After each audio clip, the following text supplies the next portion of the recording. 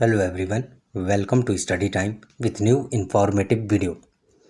UPPSC से RO और ARO की भर्ती 2023 में आई थी और फरवरी में इसका एग्ज़ाम जो है वो संपन्न हो गया था, लेकिन पेपर लीक हो गया, जिसकी वजह से अब आपका जो आरओ और एआरओ का री एग्ज़ाम है वो हो रहा है और दिसंबर माह में इसकी जो परीक्षा है वो होने वाली है और निश्चित तौर पर आप लोग बेहतर तैयारी के साथ इस बार परीक्षा में जाने वाले हैं और निश्चित तौर पर आपकी जो तैयारी है वो पहले से कहीं ज़्यादा बेहतर होगी और फुल कॉन्फिडेंस के साथ इस बार आप जो अपना एग्ज़ाम है वो देने जा रहे होंगे, ये मुझे पूरी उम्मीद है। क्योंकि हर बार क्या होता है कि जब भी आपका एग्ज़ाम होता है तब कहीं ना कहीं आपको लगता है कि मेरी ये चीज़ें छूट गई हैं, मेरी ये चीज़ें रह गई हैं, अगर थोड़ा और समय मिल जाता तो मैं ये सारी चीज़ें कंप्लीट कर लेता। तो अगर देखा जाए तो फरवरी के बाद से आपको अब जो एग्ज़ाम हो रहा है आपका दिसंबर में है, तो काफ़ी जो लंबा समय है वो आपको मिल गया है अपनी गलतियों का सुधार करने के लिए और अभी भी आपके पास पर्याप्त समय है। यानी कि अभी सितंबर चल रहा है, इसके बाद आपका अक्टूबर है, नवंबर है और आधा दिसंबर है, तो आपके पास कह सकते हैं कि पूरा पूरा 3 महीने हैं। आपके पास 3 महीने हैं, अभी भी आप वो सारी चीज़ें कर सकते हैं जो आप मन में सोचे हैं कि मुझे ये करना है या मेरा ये छूट रहा है। ये सारी चीज़ें आपके पास अभी भी पर्याप्त समय है, तो आप लोग एकदम लगे रहिए इसकी तैयारी में कि ये जो मौका है वो आपसे छूट ना जाए। और अगर हम बात करें कि इसमें इस बार जो री एग्ज़ाम हो रहा है इसका कट ऑफ कितना जा सकता है, क्योंकि जो री एग्ज़ाम हो रहा है इसमें सारे प्रश्न, सारा करंट अफेयर्स और जो भी चीज़ें हैं फिर से नए तरीके से पूछा जाएगा। और इस बार तो आप ये भी देख रहे हैं कि पैटर्न में भी जो बदलाव है वो हुआ है, यानी कि अब आपका 3 घंटे का एक साथ एग्ज़ाम होगा और 4 शिफ्टों में एग्ज़ाम होने की जो बात है वो भी चल रही है। तो बहुत सारी चीज़ें इस बार बदल जाएंगी और हमने जो फरवरी में एग्ज़ाम हुआ था उसका भी एनालिसिस किया था एग्ज़ाम का, और उसमें कट ऑफ कितनी जा सकती थी उसमें भी वो सारी चीज़ें दिखी थी।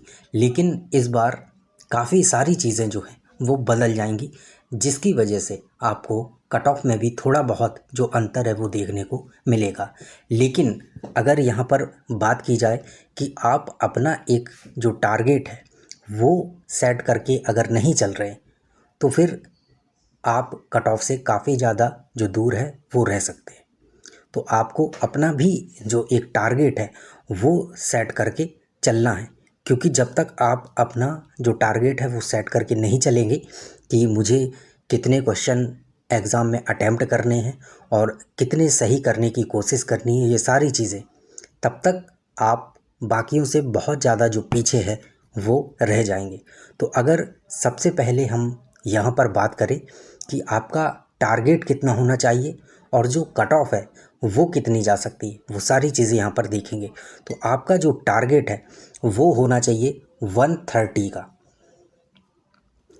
इससे कम आप ये मत सोचिए कि आपका इसमें सिलेक्शन हो जाएगा। अगर आपको प्रारंभिक परीक्षा में सफल होना है मेंस के लिए, तो आपको ये जो टारगेट है वो बनाकर चलना होगा। इससे कम में काफ़ी जो उम्मीद है वो कम रहेगी। क्यों? क्योंकि 5-10 क्वेश्चन तो ऐसे ही होते हैं जो एग्ज़ाम के दिन ही गलत हो जाते हैं, यानी कि जो यूपीपीएससी है वो खुद से गलत कर देता है। पेपर ही ऐसा होता है, ऐसा बनता है कि 5 से 10 क्वेश्चन आयोग अपनी झोली में डाल देता है। अब वो उसकी मर्ज़ी होती है कि वो किस प्रश्न का उत्तर सही मान रहा है और किसका गलत मान रहा है। तो आप इसमें से 10 तो वैसे ही माइनस कर लीजिए तो आप आ जाते हैं 120 के समथिंग। और इसमें भी आपके हो सकता है कि 2-4 ऊपर नीचे हों, तो 120 आप एग्जैक्ट मान के चल सकते हैं कि ऐसे आप रहेंगे। और ये सही प्रश्नों की बात हो रही है। और इसके लिए अगर आपको 130 स्कोर करना है तो इसके लिए आपको क्या करना है, कैसे अपनी स्ट्रेटजी बनानी है। तो देखिए, इसके लिए सबसे जो अगर ज़रूरी बात है वो है हिंदी। हिंदी में आपके 55 प्लस होने ही चाहिए, क्योंकि हिंदी एक स्कोरिंग सब्जेक्ट है। इसमें कोई भी ऐसा बच्चा नहीं है जो 50 के नीचे करता हो। जो 50 के नीचे कर रहे हैं तो उनका ये मान लीजिए कि वो सिलेक्शन नहीं लेने वाले। जिन्हें सिलेक्शन लेना है वो 50 के प्लस ही रहते हैं, क्योंकि ये बहुत ही कह सकते हैं कि एक प्रकार से आसान सब्जेक्ट हो जाता है। वहीं जीएस में स्कोर करना थोड़ा सा मुश्किल हो जाता है। तो जब आप 50 प्लस स्कोर पे रहते हैं, 55 के समथिंग मान लीजिए, तो अगर आप जीएस में 60-65 के आसपास भी रहते हैं तो कट ऑफ के आसपास पहुंचने की आपकी उम्मीद रहती है। लेकिन अगर आप वही जीएस में 70-75 हो जाते हैं तो आप एक निश्चिंत हो सकते हैं कि हाँ, मैं जो कट ऑफ है वो क्लियर कर लूँगा। तो इतना तो आपका स्कोर जो है ये कम से कम बताया जा रहा है कि इतना स्कोर हिंदी में होना चाहिए। फिर अगर आप 80 के समथिंग, यहाँ पर प्लस इसलिए लगाया जा रहा है क्योंकि कंपटीशन बहुत ज़्यादा है। तो ये सारी चीज़ें आपको देखनी होंगी। ये सारी चीज़ें, ये सारी बातें सिर्फ़ और सिर्फ हवा में नहीं हो रही हैं, ये ज़मीनी स्तर पर चीज़ें देखी गई हैं। बच्चे कितने ज़्यादा जागरूक हैं इन सब चीज़ों को लेके, परीक्षाओं को लेकर। नौकरी जॉब वैसे भी नहीं मिल रही है, तो आप ये नहीं कह सकते हैं कि 80 बहुत ज़्यादा होता है। 140 में से आपको मात्र 80 जो क्वेश्चन हैं वो करने हैं। तो यहाँ पर जो आपका टोटल स्कोर बन जाता है और 135 के समथिंग। तो अगर अब आप ये देखें कि 135 के समथिंग आपका स्कोर बन रहा है, इसमें आप 10 क्वेश्चन ऊपर नीचे हो जाते हैं तो 125 के समथिंग फिर भी आपका स्कोर बन जाता है। और जो इस बार एनालिसिस किया गया है कि कट ऑफ कितनी जा सकती है, तो वो कट ऑफ का जो अनुमान है वो 118 के आसपास आ रहा है। यानी कि जो आपकी कट ऑफ है वो 118 नंबर जा सकती है। 118 नंबर से 1-2 क्वेश्चन ऊपर नीचे आप मान सकते हैं। तो 118 अभी आपने 4-5 दिन पहले देखा होगा कि आरओ का एक आरटीआई के माध्यम से जो कट ऑफ है वो मांगा गया था, जिसमें सिर्फ और सिर्फ एआरओ की कट ऑफ दी गई थी। तो उसमें कितना कट ऑफ था? हालांकि आरओ की कट ऑफ में भी कोई खास अंतर नहीं रहा होगा, हालांकि उसमें दी नहीं गई थी कट ऑफ आरओ की। फिर भी जो एनालिसिस किया गया है और नॉर्मलाइजेशन होगा, ये सारी चीज़ें, तो आपका स्कोर यहाँ तक जो है वो रहने वाला है, यानी कि 118 समथिंग आप मान सकते हैं। तो अब आपको अपना जो टारगेट है वो 130 प्लस करके ही चलना है 200 में, हिंदी प्लस जीएस। तभी आप समझिए कि जो प्रारंभिक परीक्षा है उसमें सफलता प्राप्त कर सकते हैं। अब रही बात 80 नंबर आपको कैसे लाने, तो देखिए आप लगभग 14 से 15 क्वेश्चन रीजनिंग के पूछे जाते हैं। उसमें से आप मान के चलिए कि 10 क्वेश्चन तो रीजनिंग के कर ही सकते हैं और ज़्यादा से ज़्यादा 12 कर सकते हैं आप।